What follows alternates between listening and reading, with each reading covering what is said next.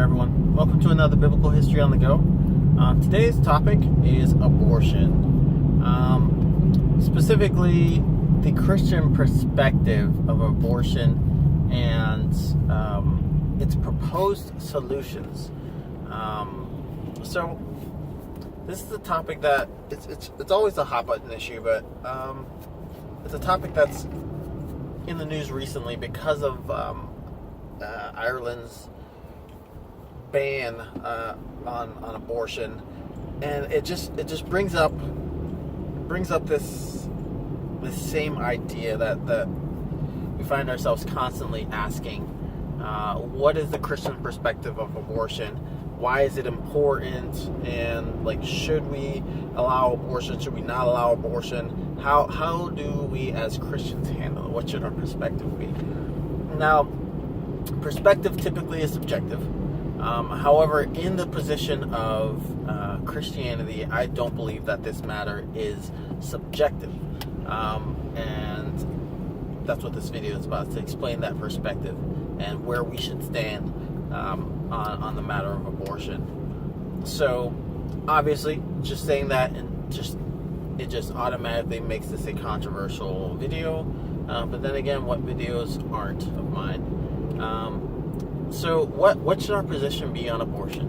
Our position on abortion should be the same as our position on sin.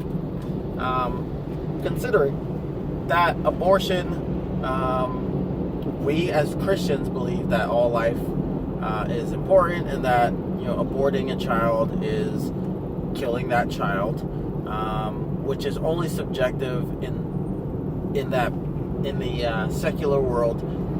No one seems to agree on at what age a child is living or is conscious or sentient.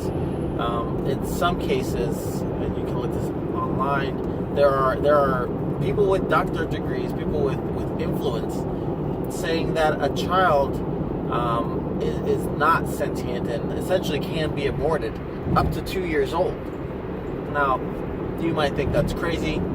I think it's crazy. But in the hairier situations, that's where the topic of abortion really starts to matter. Because no, you shouldn't be aborting a child who is already born.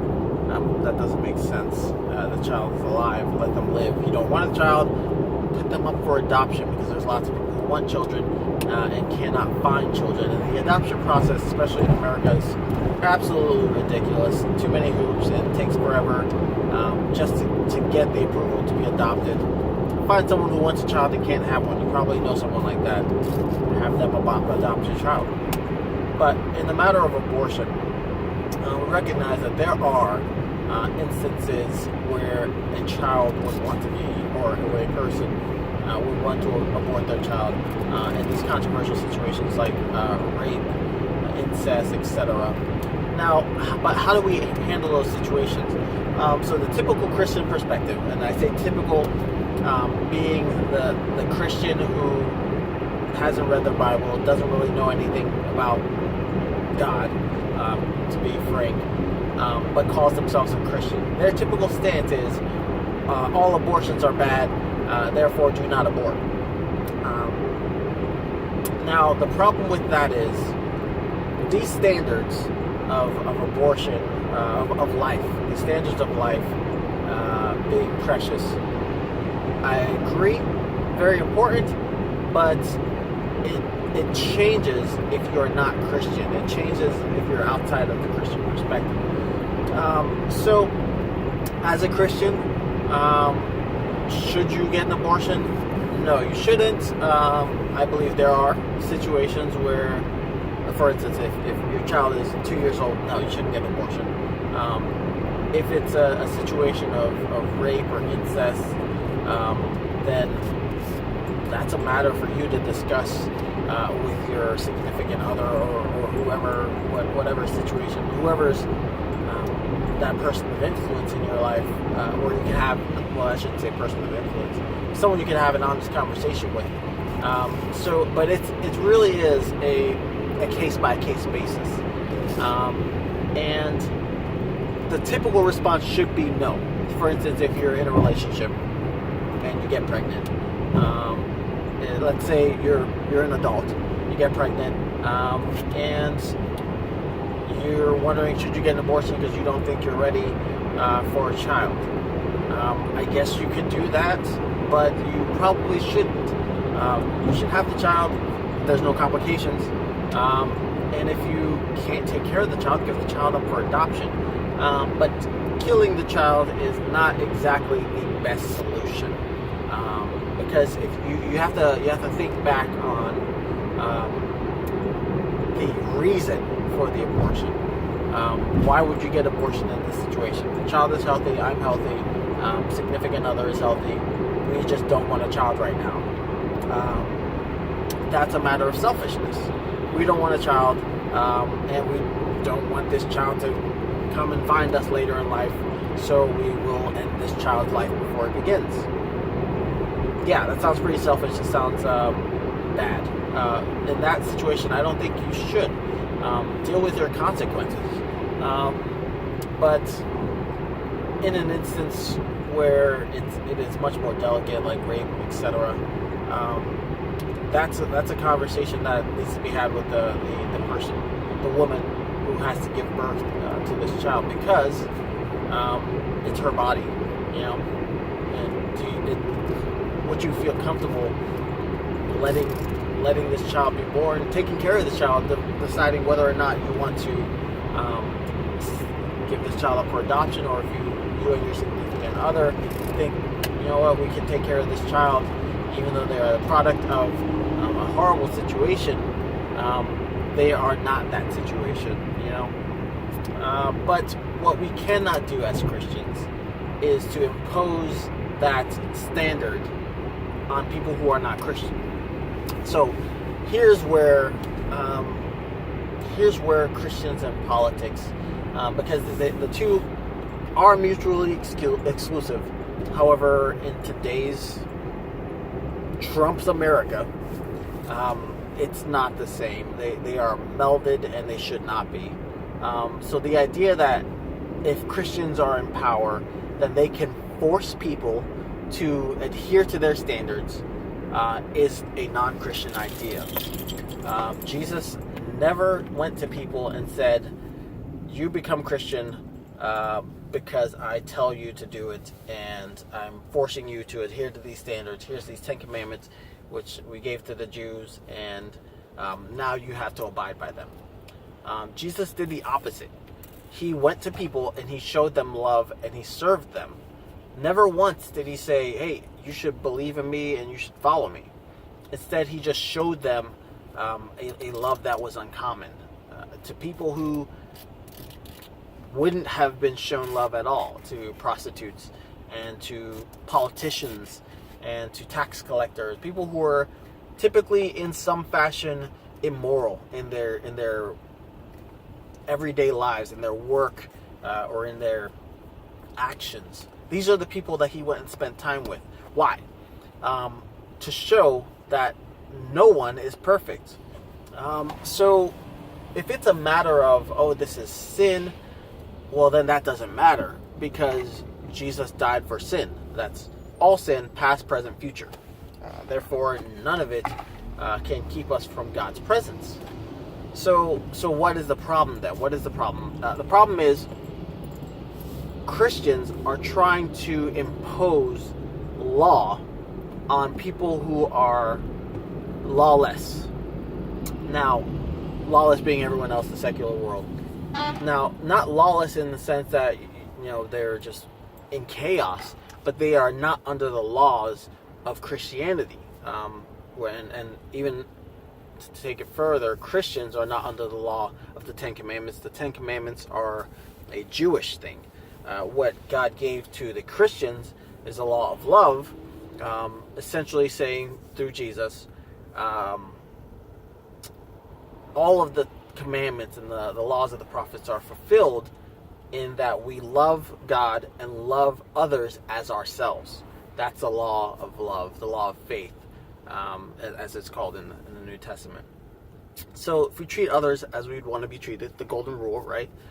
Then we are in fact, fulfilling the law of God. And anyone can do that, secular or not. This is just common human decency, right? But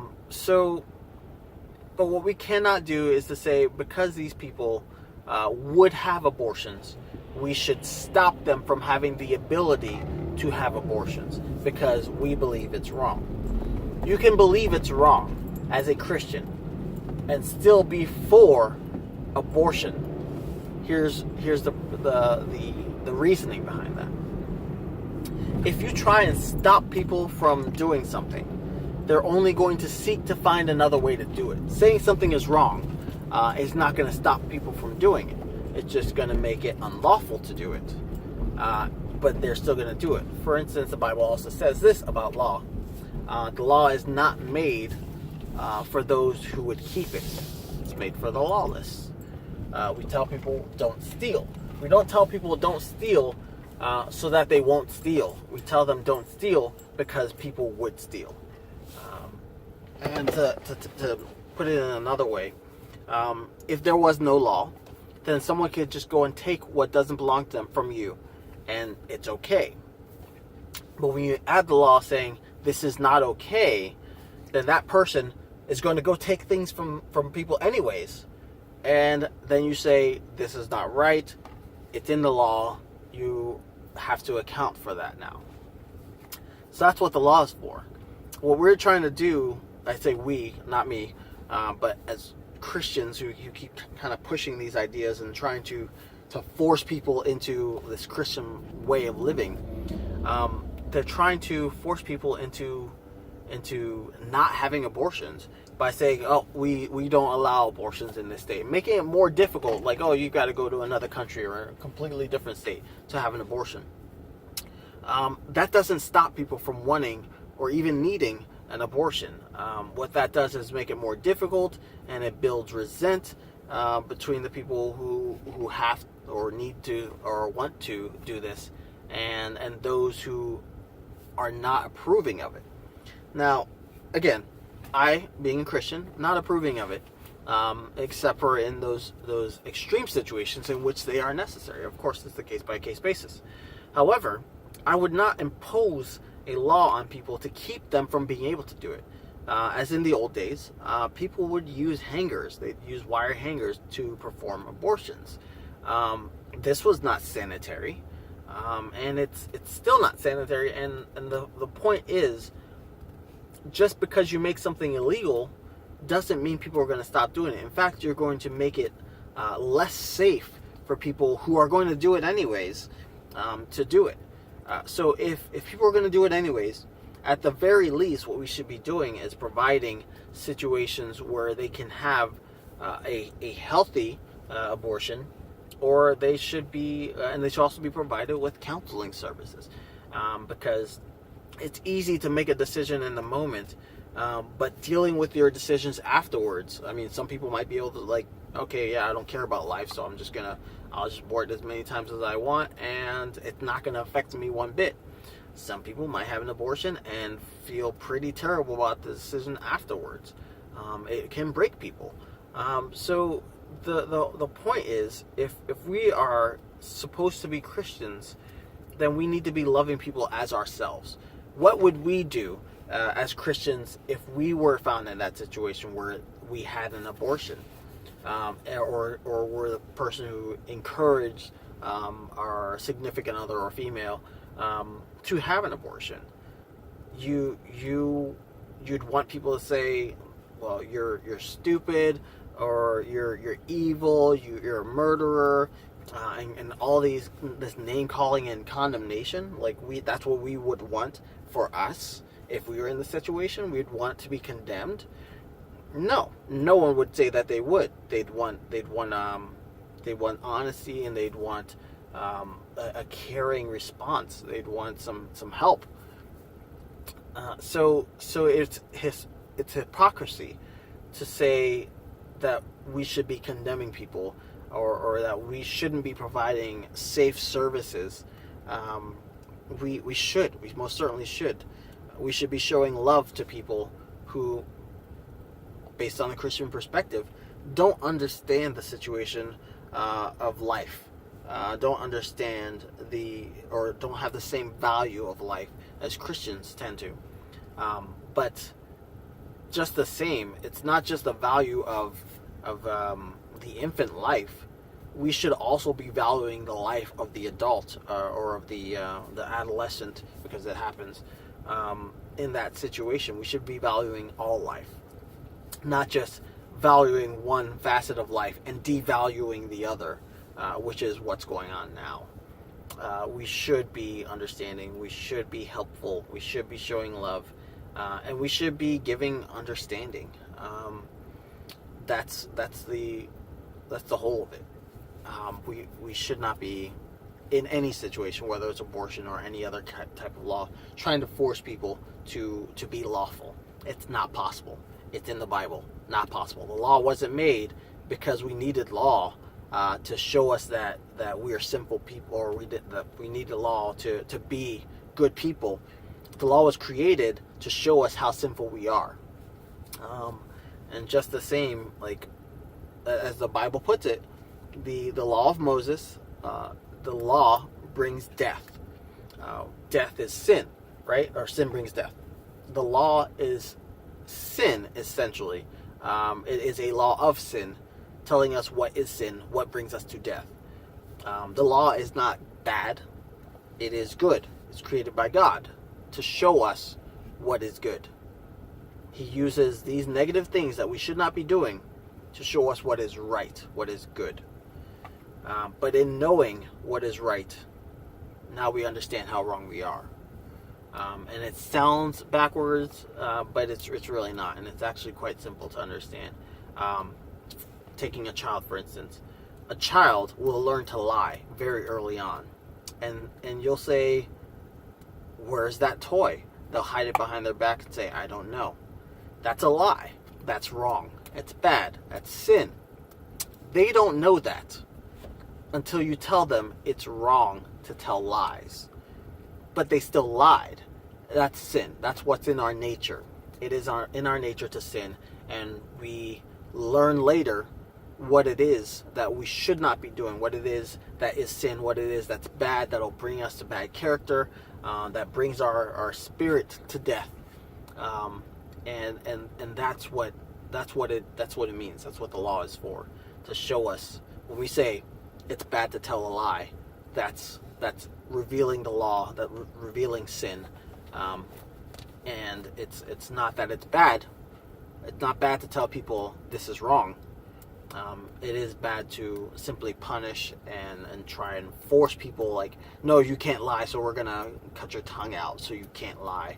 Like, that's essentially what we're doing with this abortion situation, trying to cut the tongue out. And it's just not right. We should be loving, we should be understanding, we should be helping where we can, we should be providing understanding. And part of the problem is the fact that Christians typically often do not have that understanding, because they don't read the Bible, they don't read the story of Jesus to understand that he hung out with sinners for a reason, to show them, to serve them, and we should be serving. That doesn't mean you need to be working in an abortion clinic. That doesn't mean you should be encouraging people to get abortions, but you should be sympathetic to people who are dealing with any issue, and trying to help in any way. And some people can't be helped, they don't want to be helped. So we shouldn't be encouraging people to just continue in their ways and expect just constant mercy and peace and like, oh, I'm just going to let you keep doing it because that's just who you are. No, we separate ourselves from those situations. We help if we can, but if you see that someone doesn't want to be helped, then let them be. But we don't need to intertwine ourselves with those people. But we should be sympathetic to the cause, the situation, understanding that sin nature is what causes us to do things that are unlawful, and providing light and understanding where we can to reach a peaceful resolution that shows love for God and shows love for others as ourselves. That's really all I have to say on the matter. Thanks for listening. And until next time, have a good one.